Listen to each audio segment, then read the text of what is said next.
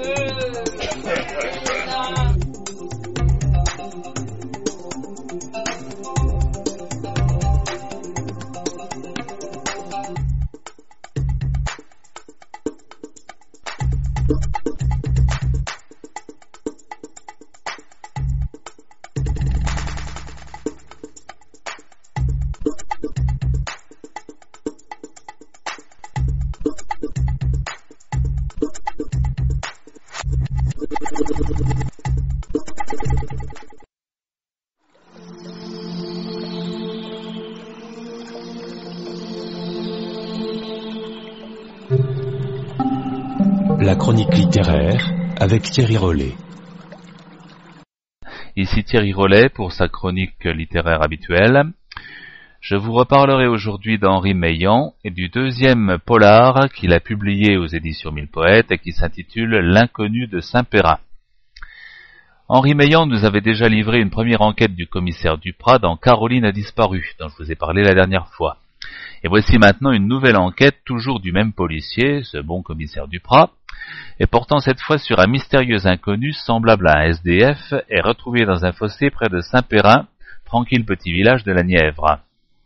Tranquille en apparence parce que le fossé où gît le cadavre longe une grande et belle propriété. Curieux qu'on trouve des traces d'escalade sur le mur seulement 100 mètres plus loin. Aucune disparition n'a été signalée dans le pays et les environs. L'homme a été poignardé, mais l'arme est introuvable. Et pourquoi des traces de pneus d'une voiture probablement américaine, selon l'identité judiciaire, vers une autre propriété, celle du médecin du village? L'enquête pour le commissaire Duprat va s'avérer compliquée, mais aidé de l'inspecteur Bertrand, il va lui falloir faire de nombreux voyages à Nevers, Montargis et Paris même. Le lecteur sera tenu en haleine jusqu'à un dénouement absolument imprévisible. Et c'est ce qui caractérise notamment les intrigues d'Henri Meilland. Au sein d'une écriture en apparence neutre se cachent les 1001 facettes d'une narration pleine de surprises, d'inattendus, d'épisodes qui ne s'enchaînent que pour former une trame où l'étonnement constant le dispute à une logique peu à peu mise en évidence. En effet, un policier soucieux de son métier ne peut que suivre une piste logique en ce sens qu'elle est composée des éléments qui mènent à la vérité, même si celle-ci dérange, surprend, paraît insoutenable et pourtant vraie. C'est le secret des intrigues de l'auteur, une philosophie de la vérité. Bien entendu, les rebondissements, voire les fausses pistes, restent l'apanage de tout polar qui se respecte. Et pourtant, il serait vain d'y rechercher ce que le cinéma veut à tout prix faire entrer dans les mœurs du polar, la violence. Elle est remplacée par la patience, la minutie de l'enquêteur. Allant de pair avec celle de l'écrivain, elle conduit le lecteur à partager une science de l'intrigue et de l'écriture qui, loin d'être démodée, demeure la recette favorite du roman à énigme, lorsque celui parvient à marier le whodunit classique avec le polar proprement dit. Donc n'hésitez pas à vous plonger dans cette intrigue à surprises multiples, l'auteur et moi-même vous souhaitons un bon divertissement. Maintenant, je vais vous parler d'un autre polar et d'un autre auteur. En fait, il s'agit du tout premier polar publié, du tout premier livre publié de Sylvie Ecquet. Un livre qui s'intitule Des meurtres en héritage, un polar publié aux éditions du Masque d'Or, www.scribomasquedor.com, cliquez sur livre disponible et qui est désormais disponible donc depuis en fait très peu de temps, depuis seulement une semaine, et qui nous plonge dans une intrigue qui se déroule à la fois à Paris et dans la forêt vierge amazonienne. Il s'agit ici du professeur Shorp qui a voué sa vie à la recherche d'une preuve de l'existence passée du continent perdu, l'Atlantide. Et au cours d'une mission, son fils David est blessé en plein cœur de l'Amazonie. Seule sa sœur Lisa peut aller à son secours. Une expédition est organisée par un explorateur nommé Quentin Garrigue. Lisa ne sait pas qu'en s'enfonçant dans la jungle guyanaise, elle pénètre aussi au cœur d'une énigme séculaire, mais également dans une intrigue policière jalonnée de mystérieux meurtres, de meurtres rituels qui sont extrêmement cruels, extrêmement violents, et que l'on pourrait dire commis par une secte. Mais en fait, il s'agit surtout d'une quête obsédante de son père, qui va l'emmener jusqu'au bout d'elle-même, et emmener en fait tous les personnages jusqu'au bout d'eux-mêmes, dans un contexte qui ne leur est pas du tout familier, pas plus qu'au lecteur, je pense. Donc, des meurtres en héritage de Sylvie Ecquet aux éditions du Masque d'Or, www.scribomasquedor.com, cliquant sur livre disponible. Maintenant, je vais vous parler de ce qui peut constituer la seconde chance d'un auteur. La seconde chance pour un auteur, cela consiste à ne pas se sentir comme une sorte de gadget inutile, voire un vieux papier bon pour la benne, sentiment qu'il ne peut manquer d'éprouver, à des degrés divers selon son amour-propre, chaque fois que l'envoi d'un de ses manuscrits se solde par un refus type. Comme par exemple, votre manuscrit, malgré l'intérêt qu'il présente, ne peut intégrer nos collections. Combien de fois chacun de nous a-t-il reçu ce genre de réponse désabusée, préfabriquée, sortie d'une machine sans âme, de la part d'un éditeur, surtout parmi les plus importants, qui refuse des manuscrits pourtant publiables parce que l'auteur n'est pas une personnalité médiatique et, par le fait même, il ne rapportera pas d'argent. Autrefois, un éditeur c'était un ami, maintenant c'est un commerçant, m'a confié il y a 2 ans Noël Châtelet, auteur à succès française, lors d'un stage que j'avais suivi à la Société des gens de lettres, et alors qu'elle faisait partie des intervenants dans une intervention qui s'appelait « L'auteur, un produit du produit ». Bien sûr, l'édition n'est pas un service, mais une grâce faite à un auteur. Bien sûr, le livre est un produit commercial comme un autre, il faut le vendre, et tous les éditeurs, même les moins importants, même les éditions du Masque d'Or, même 1000 poètes, même les éditions dédicaces, en sont là, mais encore. C'est précisément ce mais encore qui fait l'objet de mon propos. Examinons les choses directement sur le terrain éditorial et tenons-nous-en, quitte à schématiser, à ce que l'on observe immédiatement. Les grands éditeurs refuseront les auteurs non médiatiques, à part 3 ou 4 par an, qui ont d'ailleurs toutes les malchances de finir au pilon 3 ou 4 mois après avoir été publiés. Mais en outre, certains éditeurs beaucoup plus modestes font également la fine bouche en refusant sans appel certains manuscrits. Bien sûr, lorsqu'un manuscrit manque de qualité littéraire, il court le risque d'être refusé, c'est évident. Mais ce manque n'est pas forcément incorrigible. Le Masque d'Or le reconnaît lui-même en accolant à ses possibilités éditoriales les services de son organisme fondateur, Scribo, agent littéraire, qui propose à l'auteur de l'aider à améliorer son manuscrit, moyennant finance car toute peine mérite salaire. Environ la moitié des auteurs refusés pour manque de qualité littéraire acceptent ces services. Mais à ma connaissance, Scribo est seul à les proposer, alors que leur utilité est patente, du moins pour ceux qui les ont acceptés. Certes, d'autres éditeurs, comme les éditions Teritiae par exemple, produisent avec leur refus une fiche de lecture détaillant les manques des manuscrits refusés. Mais à quoi cela sert-il si le manuscrit est refusé tout de même, si ces conseils de correction ne peuvent servir qu'à réécrire l'ouvrage pour le présenter à un autre éditeur? Mieux vaudrait que Teritiae, et avec lui d'autres éditeurs tels Pietraliuzzo et Nuit d'Avril pour ne pas les nommer, donne ses conseils en vue d'une seconde présentation du manuscrit au même éditeur. Quel sentiment de frustration l'auteur va-t-il éprouver lorsqu'il recevra ce message « Voilà comment il faut corriger votre ouvrage, mais allez maintenant le présenter ailleurs ». Un constat ferme mais juste s'impose alors devant cette pratique. Même les éditeurs au tirage modeste semblent attraper la grosse tête parce qu'ils sont entrés dans le cercle de plus en plus fermé de l'édition. Ainsi, lorsqu'ils ont refusé un manuscrit, c'est pour de bon, même s'ils donnent des conseils pour l'améliorer. Ces conseils ne servent qu'à ménager la susceptibilité de l'auteur en lui faisant croire que son ouvrage a tout de même été plus considéré que chez les grands éditeurs. Mais cette considération, à quoi sert-elle si elle ne débouche pas justement sur cette seconde chance que, j'en suis sûr, nous revendiquerions tous? Il ne s'agit que d'une forme d'hypocrisie, ni plus ni moins. On vous conseille, mais on vous a refusé. Allez vous faire voir ailleurs. En conclusion, le Masque d'Or s'engage à toujours donner une seconde chance aux auteurs. Même si ce service est payant, nous estimons tous, membres de l'équipe du Scribe masqué, qu'il vaut mieux qu'une fiche de lecture hypocrite sans aucun débouché concret. L'auteur paie un travail qui l'amènera vers sa consécration, car Scribo et le Masque d'Or ne laissent jamais tomber un auteur. Jusqu'ici, tous ceux qui ont persévéré ont été publiés soit au Masque d'Or après souscription, ou après tout simplement étude de dossier, soit chez l'un des éditeurs partenaires de Scribo. Nous aimerions que les petits éditeurs à grosse tête en prennent de la graine. Vous cherchez un livre original écrit par un auteur contemporain? Visitez les éditions Dédicaces. Que ce soit un livre numérique ou un livre papier, retrouvez nos livres dans plusieurs boutiques en ligne.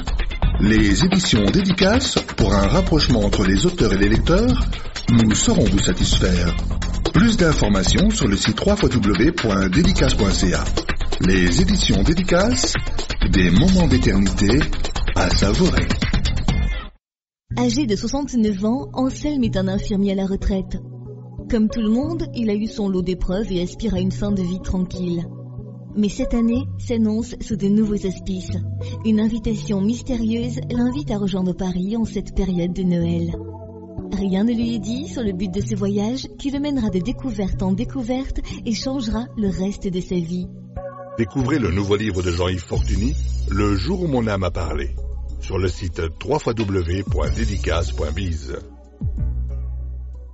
Dimanche 29 septembre à 14h30 au Centre culturel Marius Taquet de Moucron, grand spectacle au profit de l'aide humanitaire internationale. Venez vibrer sur les mélodies entraînantes de Bruno Djaran, Jean-Luc Vermeau, Dan Peters, Michel Tosca, mais aussi Alain Seba qui vous entraînera dans l'univers de Serge Lama. Et pour clôturer, le tour de chant d'Emmanuel Saint-Laurent, Santo Baracato et Christian Delagrange qui vous interprétera ses plus grands succès. Première fille, première femme, que de rêves m'as-tu donné? Ce magistral spectacle sera présenté par David Vincent. Pour vos réservations, formez le 056 86 01 60 et effectuez sans tarder votre don de participation de 16 €. N'oubliez pas, le 29 septembre 2013, au Centre Marius Taquet de Moucron.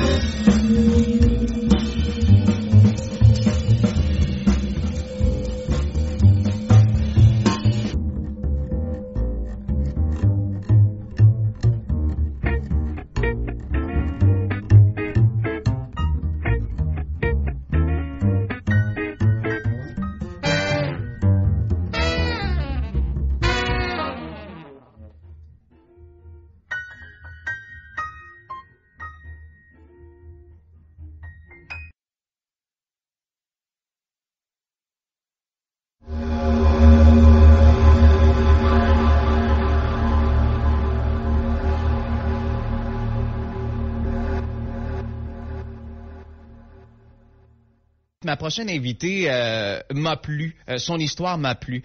Elle a du vécu, certainement. Son livre s'appelle Otage de mon père. Ça vient tout juste d'être publié après avoir vécu une expérience assez rocambolesque et pour le moins traumatisante à la suite d'un voyage en Haïti à l'âge de 13 ans. Ma prochaine invitée a décidé d'écrire ce livre. Elle s'appelle Chantal Plante. Elle est de Saint-Georges. Je vais vous appeler Chantal. Bon matin.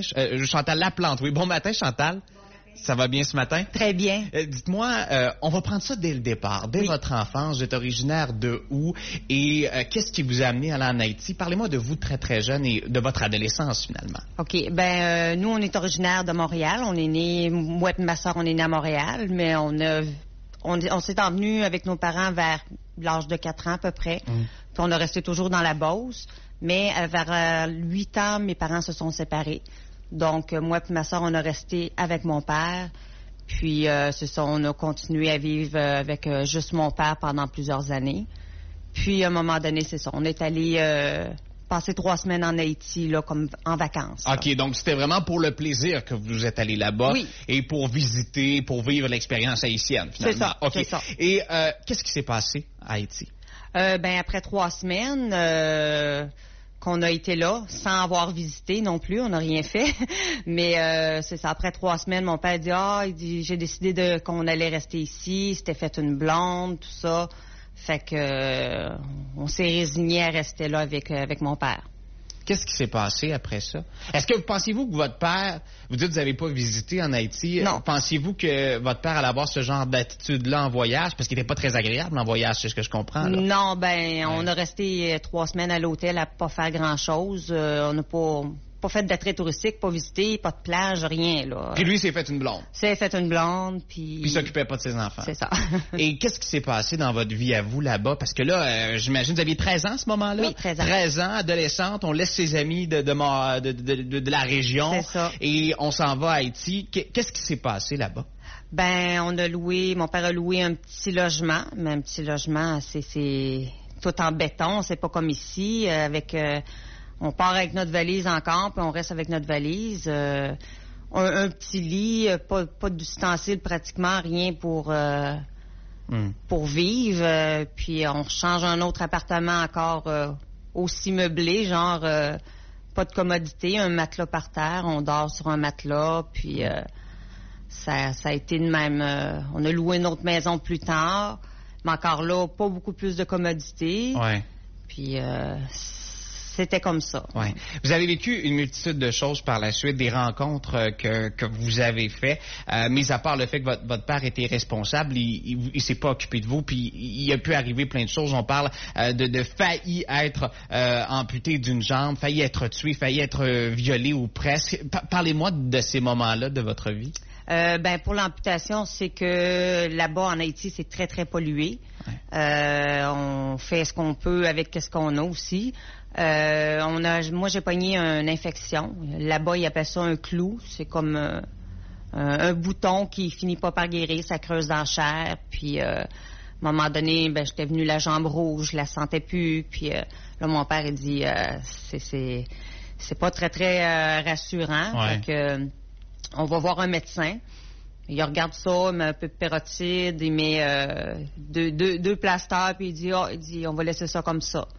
Fait que plus ça allait, moins que ça allait bien. Là, ça grossissait. Là, j'étais rendue avec c'était presque un pouce de diamètre là, qui se creusait dans le mollet.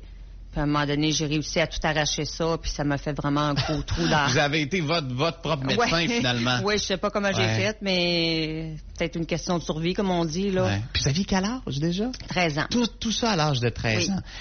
Et le passé proche de mourir et le viol, la tentative de viol, ou comment ça s'est passé, tout ça?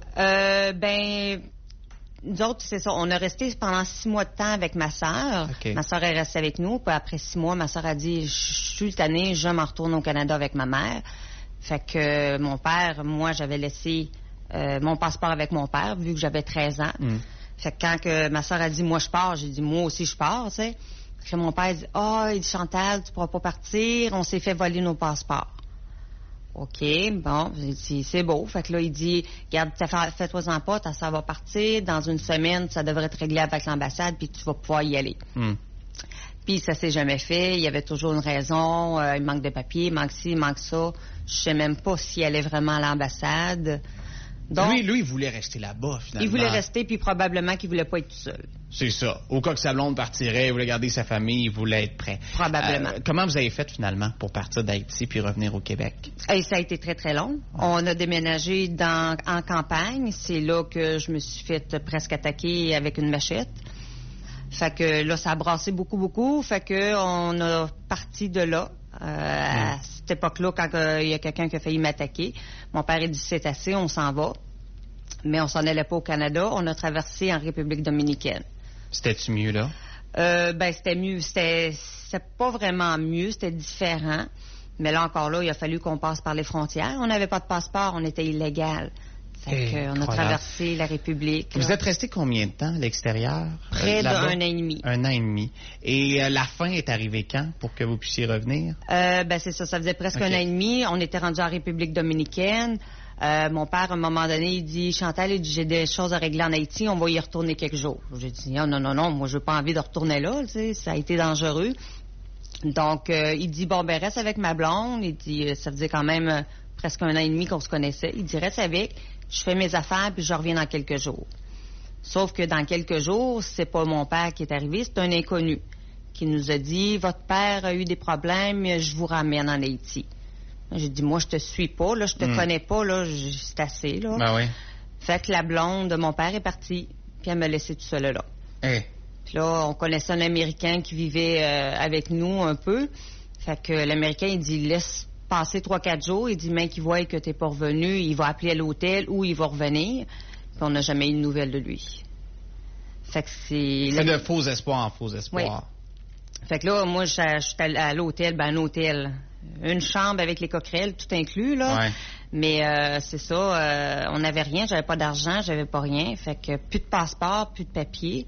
Fait que l'Américain, il dit non, il dit c'est assez. Fait qu'il est allé voir l'ambassade canadienne, puis il dit faites de quoi? Il dit on peut pas la laisser toute seule là. Non, je comprends. C'est l'ambassade qui a fait des démarches avec ma mère au Canada. Hey, je vous garde avec moi, OK? Oui. Parce que j'ai des nouvelles réseaux, j'ai des nouvelles Cogeco. Mais dans le fond, on va faire une petite pause très, très courte et on va revenir parce que je veux parler de votre retour ici au Canada, comment ça s'est passé, l'adaptation, les séquelles aussi qu'on note de ce genre d'événement-là. Okay. Puis je veux également parler de votre livre. Bref, on a encore beaucoup de choses à se dire, donc on fait une courte pause. Parfait. Et on revient tout juste après à Cool FM. Je continue l'entrevue avec Chantal Laplante. Elle est de Saint-Georges. À l'âge de 13 ans, elle a quitté Saint-Georges pour aller vivre en Haïti 1 an et demi, alors que de prime abord, c'est un voyage de 3 semaines. On lui parlait il y a quelques minutes à peine. Ma prochaine question, Chantal, c'était, on était rendu là, vous êtes en Haïti, vous êtes rendu en République dominicaine. Oui. C'est pas très agréable. Il y a un Américain que vous pensez peut-être qu'il va vous sauver. Finalement, il vous sauve pas. Votre sœur, elle a vu revenir. Finalement, passeport perdu. Il arrive tellement de choses. Je veux savoir qu'est-ce qu'on fait là pour revenir. Une fois qu'on est en Haïti, une fois qu'on voit que notre père s'occupe pas de nous, on a l'âge de 13 ans, ça fait 1 an qu'on n'a pas été à l'école, on vit comme des Haïtiens en 1989, malgré le fait que le peuple est très agréable. Vous disiez les Haïtiens, c'est des gens gentils, serviables. Très, très. Mais vous laviez votre linge là dans l'eau finalement, pas de laveuse sécheuse. Non. C'est un drame finalement, ça marque une jeunesse. Comment on fait là pour revenir là? Ben pour revenir, c'est ça. Mon père a décidé qu'on retournait en République dominicaine parce que pendant 1 an, je disais à mon père, je veux repartir, mais toujours des excuses, pas de papier, pas de passeport, pas d'argent, sauf qu'il y avait toujours de l'argent pour ses projets, mais ça, c'est une autre histoire, comme on dit. Donc, on a traversé la République dominicaine, fait que j'ai dit, peut-être ça va être ma chance de repartir au Canada. On a dû traverser par les frontières, clandestinement, parce qu'on n'avait pas de papier. Donc, encore là, on retrouve des petits hôtels miteux. On dort dans des places vraiment, délabrées. Oui. Tu sais, une chambre d'hôtel, là. Vraiment une chambre comme on voit là dans les films. Là, t'as juste la chambre, t'as pas de cuisine, t'as pas rien là. Donc, on a vécu là pendant quelques mois. Puis mon père, à un moment donné, a dit il faut que je retourne en Haïti, j'ai des choses à régler. Fait que moi, je voulais pas retourner, j'avais peur. Fait que mon père, il dit reste avec ma blonde. Il dit je reviens dans quelques jours. Donc, je reste avec la blonde de mon père. Puis quelques jours plus tard, mon père, c'est pas lui qui s'est présenté, mais un inconnu pour nous dire de revenir en Haïti avec lui parce que mon père avait eu des problèmes. Donc, moi, je voulais pas retourner en Haïti, et encore moins avec un inconnu. Fait que j'ai dit, je vais rester ici, je vais l'attendre. Sauf que la blonde à mon père, elle a quitté. OK. Oui, fait qu'elle est partie en Haïti, elle était tannée elle aussi. Fait que je me suis retrouvée tout seule à l'hôtel, pas d'argent. En République dominicaine, à 13 ans. Oui, pas d'argent, pas de passeport, pas de pièce d'identité, rien. Qu'est-ce qu'on fait? Qu'est-ce qu'on fait? Ben là, on commence à paniquer. On se dit, dans quelques jours, mon père va voir, je suis pas revenue avec sa blonde, il va appeler, il va faire quelque chose. Et non, pas de nouvelles. Incroyable. On attend, puis on stresse, puis on arrête de manger tellement qu'on est stressé, là. Et la suite des choses? Donc, il y a un Américain qui nous avait quand même un peu suivi dans le voyage. Lui aussi commençait à être tanné. Vous voyez que tout ça, c'était insensé. Donc, il a dit, je vais aller voir l'ambassade canadienne pour toi. Je vais essayer de voir qu'est-ce qu'on peut faire. Puis, c'est ça qu'il a fait. Fait que l'ambassade m'a pris en charge, là, en appelant ma mère, puis en faisant des communiqués au Canada, là, pour essayer de me faire des passeports, un passeport d'urgence, puis des papiers d'identité pour revenir au Canada. Et là, vous êtes revenu? Oui. C'est là qu'on l'aime, le Canada, hein? Oui. Et qu'on est content des relations qu'on a. Sinon, vous seriez peut-être encore là-bas ou vous seriez pris encore beaucoup plus de temps. Vous revenez ici, vous allez vivre chez votre mère à Saint-Georges? Oui, c'est ça. OK.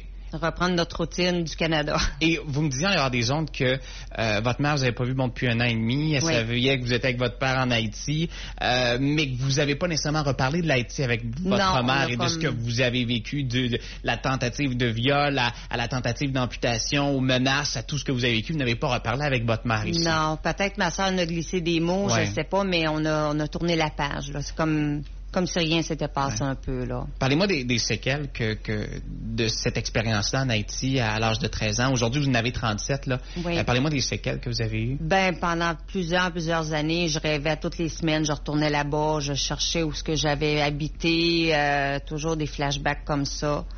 Ça a été dur. Même moi, quand je suis revenue, j'allais en ville avec mes amis, avec ma sœur, puis le monde me demandait, tu viens d'où? Ben, d'ici. Non, mais t'es pas native du Canada. J'avais perdu mon français. Ah ouais? Fait que c'était dur. Des fois, il fallait que je dise à ma soeur comment on dit ça en français, là, tu sais. Parce qu'en Haïti, on parlait français, mais... Ben, c'est leur Tu sais, deuxième langue, mais c'est le ouais, créole. le Mais moi, créole. j'avais tout perdu mon français. Je parlais Ah juste ouais. en créole. Donc, je reviens avec un gros accent. Le monde se demandait d'où que j'arrivais. Ouais. Mais c'est ça. Ça a été les cauchemars à toutes les semaines de retourner là-bas dans mes rêves. Ouais. Vous avez écrit Otage de mon père, ça a pris du temps. Depuis Oui. le début de la vingtaine, vous me disiez que vous avez commencé à écrire ce livre-là. C'est une genre de thérapie, écrire son histoire, j'imagine? Oui, ça Ouais. a été comme plus j'écrivais comme dans un journal intime. Là, on écrit des grosses lignes là, juste pour essayer de se libérer Ouais. tranquillement. Bon, j'élabore un petit peu plus, puis à un moment donné, peut-être là 3 ans, j'ai comme essayé d'écrire plus de sentiments, plus comment je me ressentais dans Ouais. ce temps-là pour essayer peut-être plus de faire un livre. Puis j'ai dit peut-être qu'un jour je vais être capable de le publier. J'ai dit on verra, mais ça a été pour moi au début. Et là, vous l'avez envoyé dans une maison d'édition, Oui. dédicace, ils ont accepté de Oui. le publier et de vous soutenir là-dedans. Et est-ce que vous allez faire lire à votre mère ou J'y ai donné une copie dédicacée, c'est sûr, Ouais. mais j'y ai laissé une petite note que... Elle était pas obligée. Non, elle n'est pas obligée parce que si elle veut le cacher dans un tiroir, je la comprends, c'est normal, c'est très dur. Même moi, je le relis, puis des fois, j'ai un petit blocage, là, Ouais. c'est dur. ça ramène des émotions? Oui. Avez-vous revu votre père? Oui, je suis retournée vivre avec, malheureusement, pendant peut-être 1 an, à l'âge de 16 ans. OK. Et toujours la même affaire. Il ne pensait qu'à lui. On retournait dans la pauvreté encore. Fait que il changera jamais, je pense. Donc, vous l'avez pas revu récemment? Non, non, on Ça a fait plus combien de temps contact. que vous n'avez pas eu votre père? Oh, ça doit faire une bonne dizaine d'années. Une bonne dizaine Ouais, d'années. ouais, ouais, Bien ouais. entendu, à cause de cette expérience-là, là, Ah du oui, côté de regarde, l'Haïti. c'est assez, là, ouais. Non, c'est traumatisant. C'est une histoire de film, finalement. Oui, ben c'est ça, là. Ce que vous avez vécu. Otage de mon père, c'est le nom de votre livre, Chantal Laplante. On va le trouver à quel endroit? Présentement, vous pouvez aller sur le site Internet de Dédicace ou sur loulou.com qui est en vente. Il peut être sur... le lire directement sur Internet ou le faire commander en papier. Vous pouvez demander à une librairie de vous le commander aussi. si Absolument. vous Je vois un voulez. numéro de téléphone. Est-ce qu'on peut le donner, c'est le numéro de téléphone-là? Oui, il n'y Sur a pas votre de papier? problème. Puis sinon, il y a aussi la page Facebook de Otage de mon père. Otage de mon père. Sinon, le 418-222-5852 où les gens peuvent vous joindre. Chantal Laplante, merci beaucoup Ça me pour votre fait visite dans nos plaisir. studios ce matin. Merci à vous. Bravo pour votre courage, votre détermination. Et maintenant, vous faites quoi comme travail? Je suis technicienne dans une clinique de médico-esthétique. Ici à Saint-Georges. Oui, la clinique Renaissance. Clinique Renaissance. Oui. Merci beaucoup, Chantal. Ça me Et on fait plaisir. va lire votre livre. Merci beaucoup. Chantal Laplante, elle est de Saint-Georges. À l'âge de 13 ans, elle s'en va en Haïti. Elle y reste pour plus d'1 an et demi. Elle vit des choses rocambolesques, du risque d'une amputation, à tentative de viol, à risque de mourir finalement. Et son histoire est racontée dans Otage de mon père. C'est le titre de son livre. Vous écoutez Radio Dédicace. Actualité, lecture, entrevue, musique. www.dédicace.ca. Voilà Paco. Je suis la mère nature, je suis la voix au fond de toi, tout au fond de toi. La légende de Walapaco. Après la sortie du CD et de la comédie musicale, la légende de Walapaco est désormais disponible en livre aux éditions Dédicace. Nous sommes au milieu de la forêt, Shogun. Nous devons vivre en harmonie avec les éléments et les animaux. Entrez dans la légende en compagnie de Yamaska la petite indienne et Walapaco l'écureuil. Vivez une expérience hors du commun. Hey Jack, c'est encore loin ton maudit campement. La légende de Walapaco. Sur le site www.dédicace.biz. OK, baby.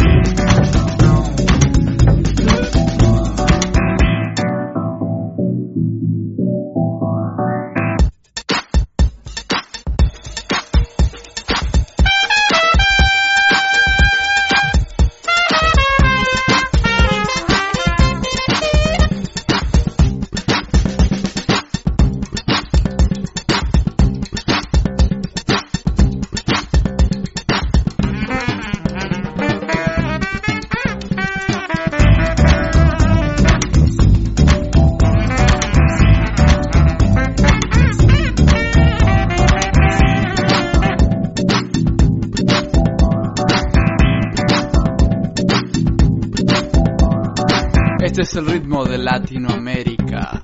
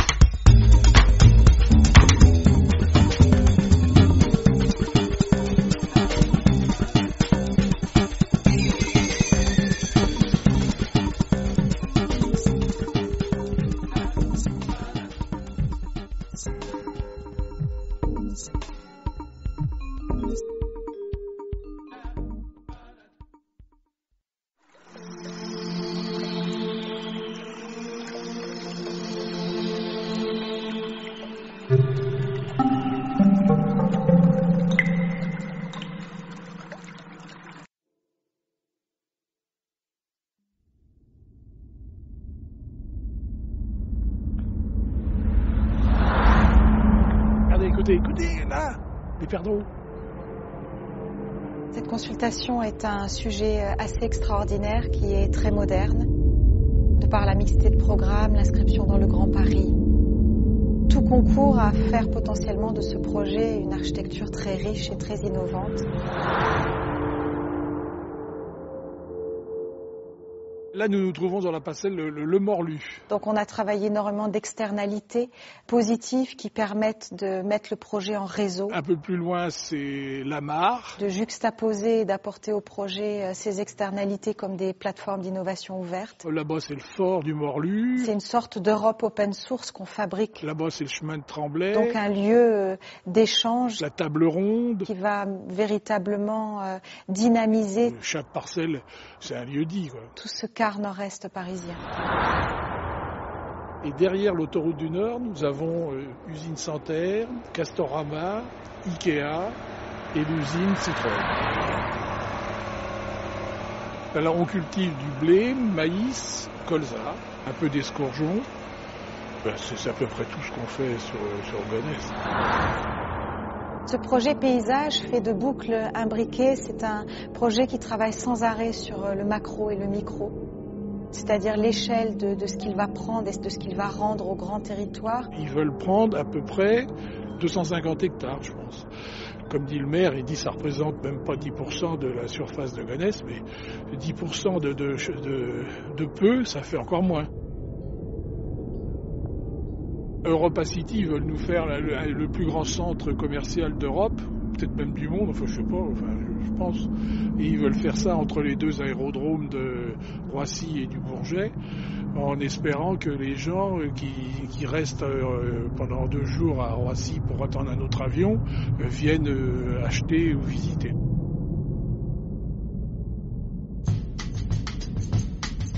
Diversité des architectures, diversité des programmes, diversité des paysages, sans arrêt cette double interaction du grand paysage avec une architecture très humaine. Il va y avoir une piste de ski, je pense. J'ai cru entendre parler de ça. Il y aura des piscines, il y aura de nombreux hôtels, il y aura des expositions. Mais il y aura tout ce que vous voulez, je pense. 6 volutes qui s'enroulent les unes dans les autres, qui fabriquent à la fois cette échelle de grands paysages. On donne le toit au projet, on donne le toit à la coulée verte, le toit devient un magnifique parc. Ils veulent que les agriculteurs cultivent au-dessus, faire de l'agriculture sur les boutiques, enfin sur les dômes, enfin je ne sais pas exactement ce qu'ils veulent faire. Un projet fortement inscrit dans le développement durable, très innovant, qui travaille plus sur un territoire global à énergie positive que sur un projet lui-même à énergie positive. Et ici, c'est tout pollué, quoi. Le ciel, enfin les avions, l'autoroute du Nord. C'est une constellation de boucles posées sur le paysage. Tout. Mais c'est aussi le rapport du tout et de ces 6 projets dans un tout qui ont chacun son indépendance. Arte Radio. Et puis nous, on est au milieu. .com. Il y a à peu près une 20-25 perdreaux là, qui sont là-bas dans le milieu du champ de blé. Ils sont là. On les entend plus.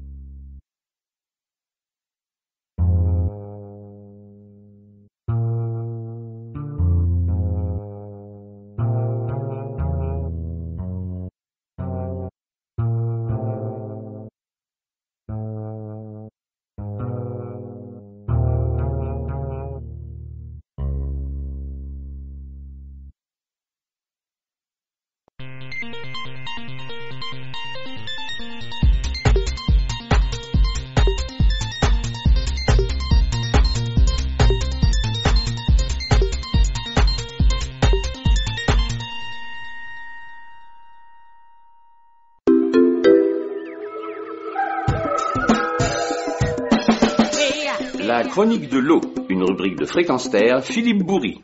Plus de 300 millions d'Africains n'ont toujours pas accès à l'eau potable. Une pénurie d'eau qui se fait chaque jour plus prégnante dans un continent déjà malmené où seulement 5% des terres arables sont irriguées et où la famine menace, selon l'ONU. C'est d'ailleurs plus de 23 millions de personnes qui pourraient être touchées par cette famine. Pourtant, si le paysage reste aride vu du ciel, le sous-sol, lui, regorge d'eau. 17 grands fleuves irriguent le continent, auxquels s'ajoutent une centaine de grands lacs, sans oublier de considérables nappes phréatiques. Ce sont ces grandes réserves souterraines qui viennent d'être mises à jour par des hydrogéologues du British Geological Survey et de l'University College de Londres dans la revue Environmental Research Letters.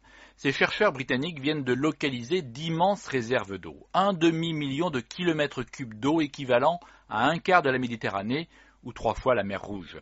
L'évaluation des scientifiques s'appuie sur une compilation de cartes et de mesures hydrographiques et géologiques.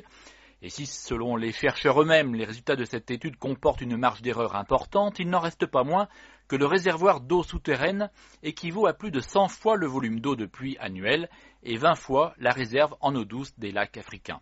La répartition de ces réserves est assez inégale, et ce n'est étrangement pas dans les pays les plus arides que ces eaux sont le moins présentes. La plus grande partie de ces ressources dort sous la Libye, l'Algérie, le Soudan, l'Égypte et le Tchad.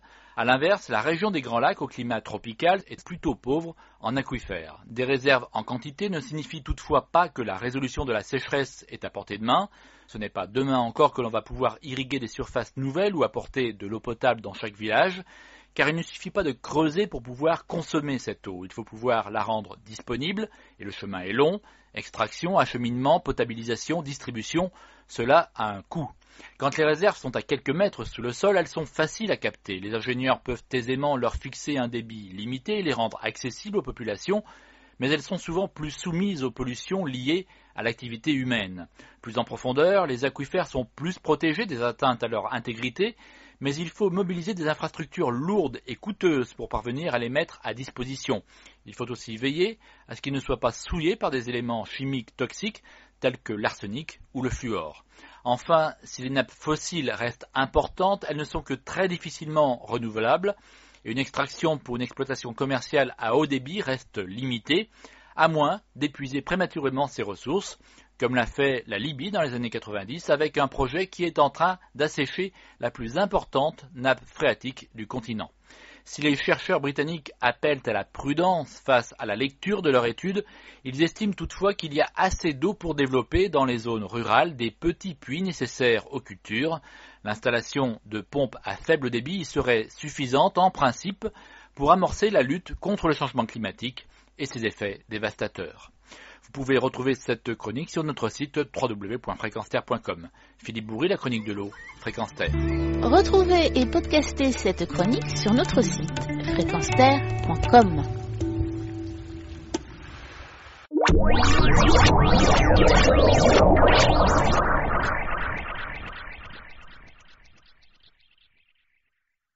Mélanie Tamevaski, bonjour. Bonjour. Merci d'avoir accepté l'invitation de GrandeRadio.fr Bordeaux-Gironde pour nous présenter alors ce numéro édité par la revue Le Festin intitulé L'Aquitaine Nature en 101 merveilles. Alors de quoi s'agit-il ? Alors donc il s'agit justement du tout dernier ouvrage dans la collection des 101 du Festin qui s'appelle donc L'Aquitaine Nature en 101 merveilles.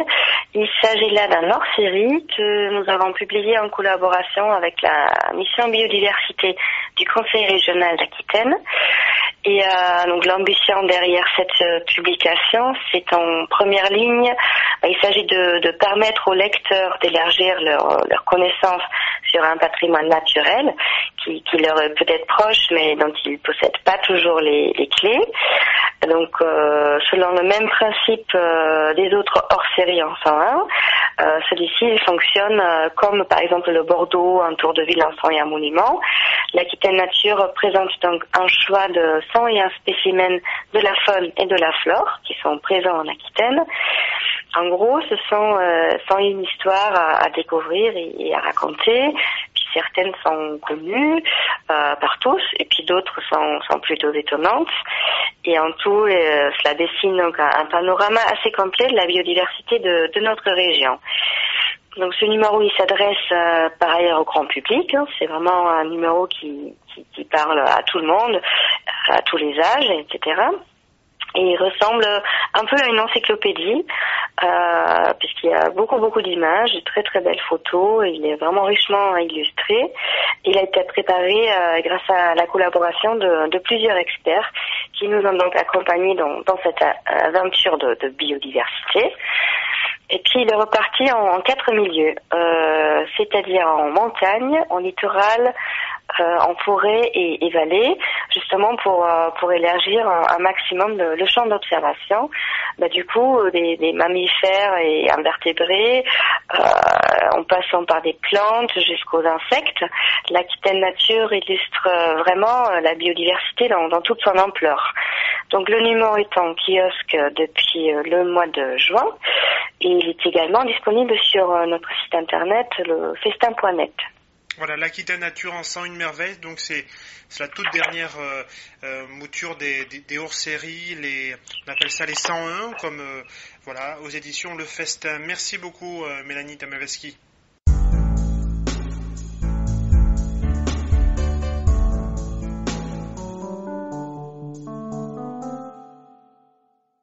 Le Docteur universel des frères Grimm par Gilles Bie pour lapensefrançaise.com. Il y avait une fois un paysan nommé Écrevisse. Ayant porté une charge de bois chez un docteur, il remarqua les mets choisis et les vins fins dont se régalait celui-ci, et demanda, en ouvrant grands yeux, s'il ne pourrait pas aussi devenir docteur. « Oui, certes, répondit le savant, il suffit pour cela de 3 choses. Premièrement, procure-toi un abécédaire, c'est le principal. Deuxièmement, vends ta voiture et tes bofs pour acheter une robe et tout ce qui concerne le costume d'un docteur. Troisièmement, mets à ta porte une enseigne avec ces mots « Je suis le docteur universel ». Le paysan exécuta ces instructions à la lettre. À peine exerçait-il son nouvel état qu'une somme d'argent fut volée à un riche seigneur du pays. Ce seigneur fait mettre les chevaux à sa voiture et vient demander à notre homme s'il est bien le docteur universel. « C'est bien moi-même, monseigneur. En ce cas, venez avec moi pour m'aider à retrouver mon argent. » « Volontiers, dit le docteur, mais Marguerite, ma femme, m'accompagnera. » Le seigneur y consentit et les emmena tous deux dans sa voiture. Lorsqu'on arriva au château, la table était servie, le docteur fut invité à y prendre place. « Volontiers, répondit-il encore, mais Marguerite, ma femme, y prendra place avec moi. » Et les voilà tous deux attablés. Au moment où le premier domestique entrait, portant un plat de viande, le paysan poussa sa femme du coude et lui dit « Marguerite, celui-ci est le premier. » Il voulait dire le premier plat, mais le domestique comprit le premier voleur. Et comme il l'était en effet, il prévient en tremblant ses camarades. « Le docteur sait tout, notre affaire n'est pas bonne. Il a dit que j'étais le premier. » Le second domestique ne se décida pas sans peine à entrer à son tour. À peine eut-il franchi la porte avec son plat que le paysan, poussant de nouveau sa femme, « Marguerite, voici le second. » Le troisième eut la même alerte, et nos coquins ne savaient plus que devenir. Le quatrième s'avance néanmoins, portant un plat couvert, c'étaient des écrevisses. Le maître de maison dit au docteur « Voilà une occasion de montrer votre science, devinez ce qu'il y a là-dedans. » Le paysan examine le plat et, désespérant de se tirer d'affaire, « Hélas, soupire-t-il, pauvre écrevisse !» On se rappelle que c'était son premier nom. À ces mots, le seigneur s'écrie « Voyez-vous, il a deviné. Alors il devinera qui a mon argent. » Aussitôt le domestique, éperdu, fait signe au docteur de sortir avec lui.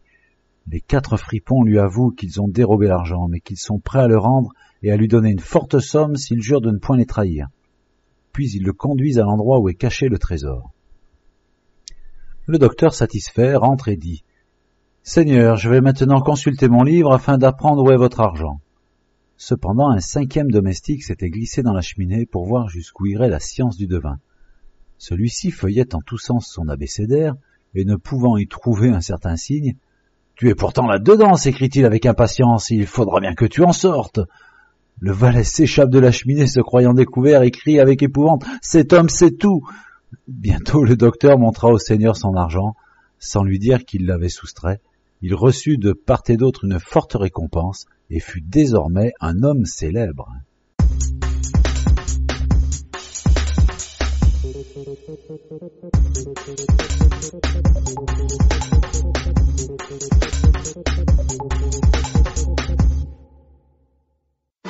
Parce qu'au Québec on aime le bon country, Carole Laurando nous revient avec son nouvel album.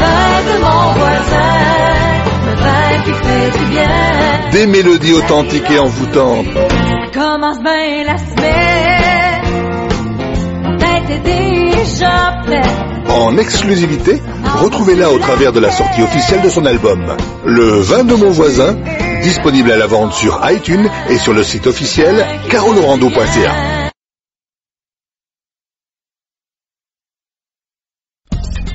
Vous cherchez un livre original écrit par un auteur contemporain? Visitez les éditions Dédicaces. Que ce soit un livre numérique ou un livre papier, retrouvez nos livres dans plusieurs boutiques en ligne. Les éditions Dédicaces, pour un rapprochement entre les auteurs et les lecteurs, nous saurons vous satisfaire. Plus d'informations sur le site www.dédicace.ca. Les éditions Dédicaces, des moments d'éternité à savourer.